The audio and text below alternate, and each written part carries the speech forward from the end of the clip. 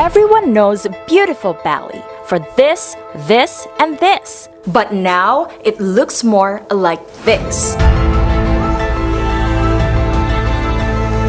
Because of the pandemic, the locals in Bali are suffering. No tourists, no business, no money.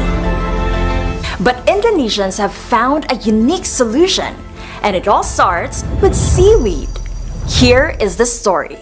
When the pandemic hit Indonesia, the island went on lockdown, and they have had no visitors since March. For the first time in a long time, places like this are empty.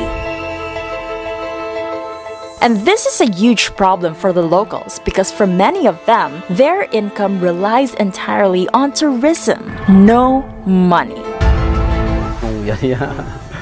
Ini ya, nyendat dari bulan Maret dah mentok karena kita dari Maret udah tertutup semua. But here's the good news worthy of sharing. To make money, many locals have turned to an old tradition, seaweed farming. Take this guy for example. Before COVID-19, he used to teach sunbathing tourists how to dive. But when there's no tourists, there's no one to teach anymore. He is left without a job while having a family to feed. So he got out of the diver suit, learned seaweed farming. Now he farms seaweed in the very same place he used to dive. This is the perfect example of Indonesian resilience because it shows that even in hard times, the people are able to adapt.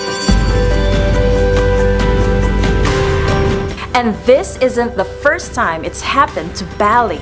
In 2002, they survived a deadly terrorist attack and a SARS outbreak in that same year, and even a volcanic eruption. Each time, the government closed the borders and tourism stopped. But the locals never gave up. They held on and found unique solutions to survive until tourism came back. And each time, Bali came back stronger than ever.